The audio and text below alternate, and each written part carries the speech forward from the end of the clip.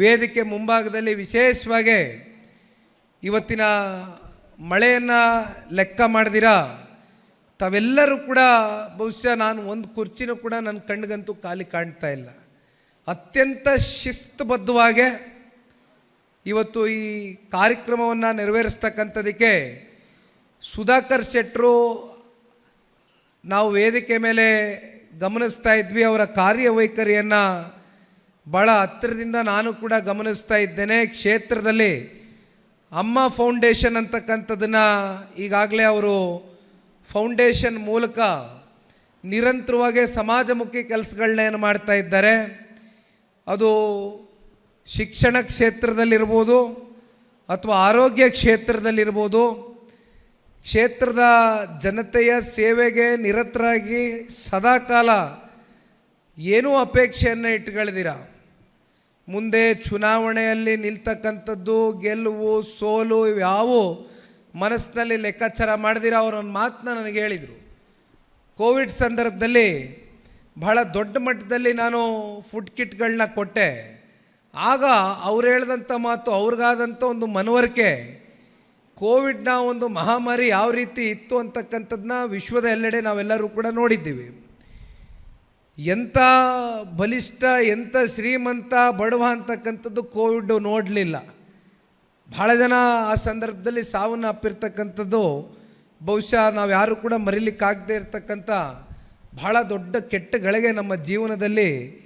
ಆ ಒಂದು ಕ್ಷಣ ಅವ್ರು ಹೇಳಿದಂಥ ಮಾತು, ನಾವಿಷ್ಟೆಲ್ಲ ಜೀವನದಲ್ಲಿ ಗಳಿಸಿ ಕೊನೆಗೆ ನಾವು ಇದನ್ನೆಲ್ಲ ಎಲ್ಲಿ ಎತ್ಕೊಂಡು ಹೋಗೋಕ್ಕಾಗ್ತದೆ, ಅಂತಿಮವಾಗಿ ನಾವು ಗಳಿಕೆ ಮಾಡ್ತಕ್ಕಂಥದ್ದು ಒಂದೇ ನಮ್ಮ ಶಾಶ್ವತವಾಗಿ ನಮ್ಮ ಕಣ್ಮುಂದೆ ಉಳ್ಕೊಳ್ತಕ್ಕಂಥದ್ದು, ಅದು ಜನರ ಪ್ರೀತಿ ಅಂತಕ್ಕಂಥದ್ದು, ಜನರೇ ನಮ್ಮ ಆಸ್ತಿ ಆಗಬೇಕು ಅಂತಕ್ಕಂಥದ್ದನ್ನು ಏನು ಸುಧಾಕರಣ್ಣ ಅವರು ನನಗೆ ಗಾಡಿನಲ್ಲಿ ಬರ್ತಾ ಮಾತನಾಡಬೇಕಾದ್ರೆ ಹೇಳ್ತಾಯಿದ್ರು. ನೋಡಿ, ಅವರ ಮನಸ್ಥಿತಿಯಲ್ಲಿ ಎಷ್ಟು ಒಂದು ಸ್ಪಷ್ಟತೆ ಇದೆ. ಭಾಳ ಅಗಾರವಾಗಿ ಯೋಚನೆ ಮಾಡ್ತಕ್ಕಂಥ ವ್ಯಕ್ತಿತ್ವ. ಯಾವುದು ಕೂಡ ಸ್ವಾರ್ಥಕತೆಯಿಂದ ಅವರ ಮನಸ್ಸಿನಲ್ಲಿ ಯಾವುದು ವಿಚಾರಗಳನ್ನ ಅವರು ತುಂಬಿಸ್ಕೊಂಡಿಲ್ಲ. ಯಾರು ಕೂಡ ಮನಸ್ಸಿನಲ್ಲಿ ಮುಂದೇನಾಗ್ತದಪ್ಪ, ಮುಂದೆ ಪಕ್ಷದಲ್ಲಿ ಈ ಕ್ಷೇತ್ರದ ನಮ್ಮ ಕಾರ್ಯಕರ್ತರುಗಳ ಮುಂದಿನ ಭವಿಷ್ಯ ಏನು ಅಂತಕ್ಕಂಥದ್ದು ಯಾರು ಕೂಡ ನಿಮ್ಮ ಮನಸ್ಸುಗಳಲ್ಲಿ ಯಾವುದೇ ಪ್ರಶ್ನೆಯನ್ನು ಇಟ್ಕೊಳ್ಳಿಕ್ಕೆ ಹೋಗಬೇಡಿ ದಯಮಾಡಿ. ಏಕೆಂದರೆ ಇವತ್ತು ನಿಖಿಲ್ ಕುಮಾರಸ್ವಾಮಿ ನಿಮ್ಮ ಮುಂದೆ ಬಂದು ನಿಂತಿರ್ತಕ್ಕಂಥದ್ದು ಒಂದೇ ವಿಚಾರಕ್ಕೆ. ಇಲ್ಲಿ ಯಾವುದು ಮುಂದಿನ ವಿಧಾನಸಭೆಯ ಸಾರ್ವತ್ರಿಕ ಚುನಾವಣೆ ನಾವೇನು ಎದುರು ನೋಡ್ತಾ ಇಲ್ಲಣ್ಣ. ಇವತ್ತು ನಮ್ಮ ಮುಂದೆ ಇರ್ತಕ್ಕಂಥದ್ದು ಡಿಸೆಂಬರು ಜನವರಿ ತಿಂಗಳಲ್ಲಿ ಗ್ರಾಮ ಪಂಚಾಯತಿ ಚುನಾವಣೆಯನ್ನು ನಾವೆಲ್ಲರೂ ಇಡೀ ರಾಜ್ಯಾದ್ಯಂತ ಇವತ್ತು 3 ಪಕ್ಷಗಳ ಕಾರ್ಯಕರ್ತರುಗಳು ಎದುರು ನೋಡ್ತಾ ಇದ್ದೀರಿ. ಗ್ರಾಮ ಪಂಚಾಯಿತಿ ಅಂದರೆ ರಾಜಕಾರಣದ ಬೇರಿದ್ದಾಗೆ. ನಾವು ಎಂಥ ಬೀಜವನ್ನು ನೆಡ್ತೀವಿ, ಆ ಬೀಜ ಕೊನೆಗೆ ಒಂದು ಗಿಡವಾಗಿ, ಮರವಾಗಿ, ಒಂದು ಎಮ್ಮರವಾಗಿ ಎಷ್ಟು ಜನಕ್ಕೆ ರಕ್ಷಣೆ ಕೊಡ್ತಕ್ಕಂಥದ್ದಾಗುತ್ತೆ ಮುಂದಿನ ದಿನಗಳಲ್ಲಿ ಅಂತಕ್ಕಂಥದ್ದನ್ನು ಇವತ್ತು ನಿಖಿಲ್ ಕುಮಾರಸ್ವಾಮಿ ಕಾರ್ಯಕರ್ತರ ಚುನಾವಣೆಯಲ್ಲಿ ಕಾರ್ಯಕರ್ತರಿಗೆ ಒಂದು ಬಲವನ್ನು ತುಂಬಿಸಬೇಕು ಅಂತಕ್ಕಂಥದ್ದು ಇವತ್ತು ನನ್ನ ಆಲೋಚನೆಯನ್ನು ಇಟ್ಕೊಂಡು ಇವತ್ತು ಈ ಪ್ರವಾಸವನ್ನು ಮಾಡ್ತಾ ಇದ್ದೇನೆ. ಇನ್ನೊಂದು ಬಹಳ ಮುಖ್ಯವಾದಂಥ ವಿಚಾರ,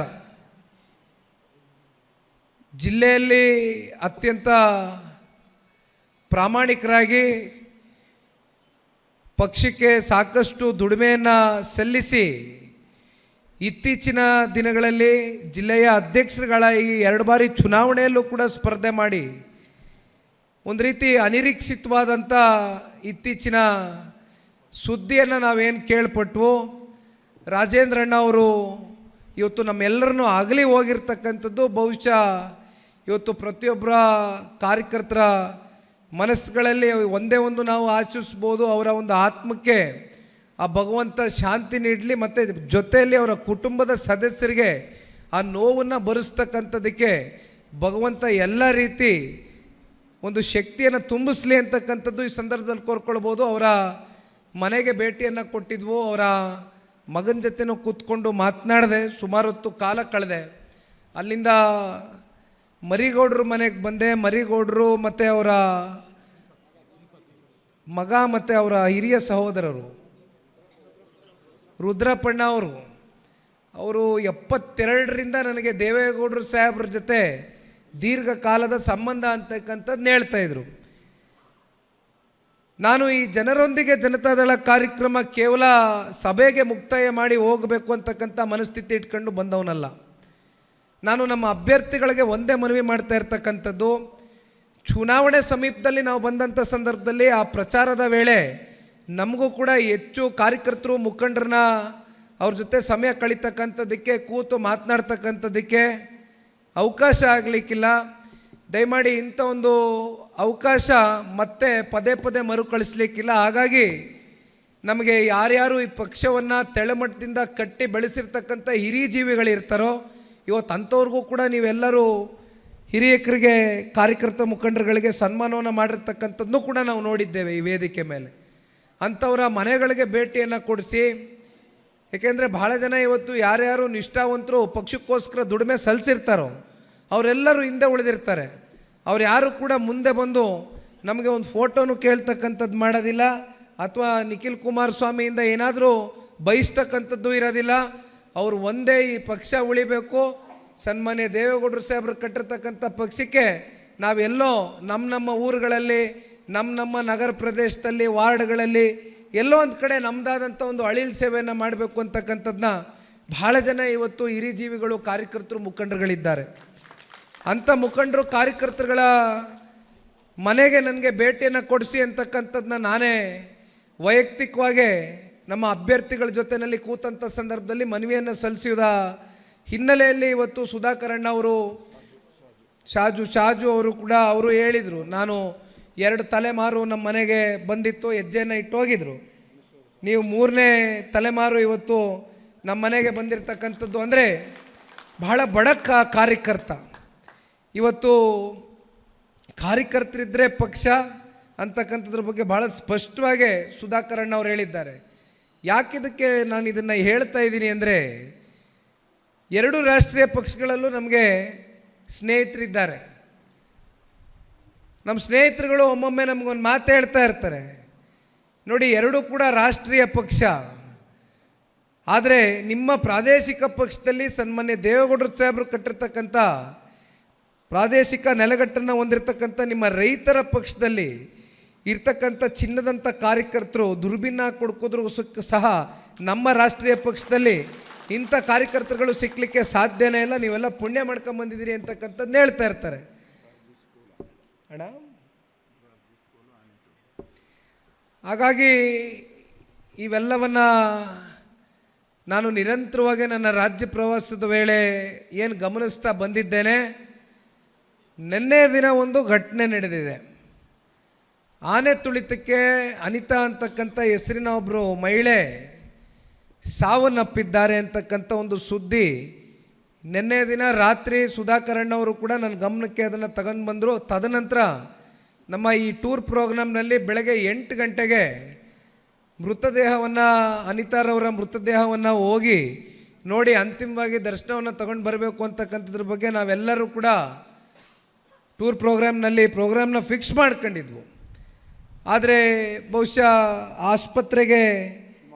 ಶಿವಮೊಗ್ಗ ಆಸ್ಪತ್ರೆಗೆ ಅದನ್ನು ಮೃತದೇಹವನ್ನು ತಗೊಂಡು ಹೋಗಿದ್ದಾರೆ. ಹಾಗಾಗಿ ಆಗಲಿಕ್ಕಿಲ್ಲ ಅಂತಕ್ಕಂಥ ನೋಡ್ಲಿಕ್ಕೆ ಆಗಲಿಕ್ಕಿಲ್ಲ ಅಂತಕ್ಕಂಥ ವಿಚಾರ ಕೇಳಿದ ನಂತರ ಮತ್ತೆ ಇಲ್ಲಿ ಮರಿಗೌಡರ ಮನೆಯಲ್ಲಿ ನಾವು ಏನು ತಿಂಡಿಗೆ ಹೋಗಿದ್ವು, ಅಲ್ಲಿಂದ ಅರಣ್ಯ ಇಲಾಖೆಯ ಕಚೇರಿ ಹತ್ರ ಸಾಕಷ್ಟು ಜನ ಕ್ಷೇತ್ರದ ರೈತರುಗಳು ಸಾರ್ವಜನಿಕರು ಒಂದು ಹೋರಾಟವನ್ನು ಕೈಗೆತ್ಕೊಂಡಿದ್ರು. ಅಲ್ಲಿ ಎಲ್ಲರೂ ಒಂದು ಮಾತನ್ನು ಹೇಳ್ತಾರೆ, ಕಳೆದ 9 ತಿಂಗಳಿಂದ ನಿರಂತರವಾಗಿ ಆನೆ ದಾಳಿ ಪ್ರಕರಣ ಇದೇನು ಹೊಸದೇನಲ್ಲ, ನಿರಂತರವಾಗಿ 4 ಪ್ರಕರಣಗಳು ಈ ರೀತಿ ಕಳೆದ 9 ತಿಂಗಳಲ್ಲಿ ಪದೇ ಪದೇ ಮರುಕಳಿಸಿರ್ತಕ್ಕಂಥದ್ದನ್ನ ನಾವೆಲ್ಲರೂ ಕೂಡ ನೋಡ್ತಾ ಇದ್ದೇವೆ. ನಾವೆಲ್ಲ ಭಾಳ ಆತಂಕದಲ್ಲಿದ್ದೇವೆ. ಆದರೆ ಅರಣ್ಯ ಇಲಾಖೆಯ ಅಧಿಕಾರಿಗಳು ಇದಕ್ಕೆ ಯಾವುದೇ ರೀತಿ ಸೂಕ್ತವಾದಂಥ ಕ್ರಮವನ್ನು ಕೈಗೊಂಡು ಇದಕ್ಕೆ ಶಾಶ್ವತವಾದಂಥ ಪರಿಹಾರವನ್ನು ಕಂಡುಕೊಡ್ತಕ್ಕಂಥದ್ದಕ್ಕೆ ಮುಂದಾಗ್ತಾ ಇಲ್ಲ ಅಂತಕ್ಕಂಥದ್ರ ಬಗ್ಗೆ ಸಾಕಷ್ಟು ವಿಚಾರಗಳ ಬಗ್ಗೆ ಹೋರಾಟವನ್ನು ಕೈಗೆತ್ಕೊಂಡಿದ್ರು. ಬಹುಶಃ ಇವತ್ತೇನು ಅರಣ್ಯ ಇಲಾಖೆಯ ಮಂತ್ರಿಗಳಿದ್ದಾರೆ, ಮಂತ್ರಿಗಳು ಕೂಡ ಒಂದು ಹೇಳಿಕೆಯನ್ನು ಕೊಟ್ಟಿದ್ದಾರೆ.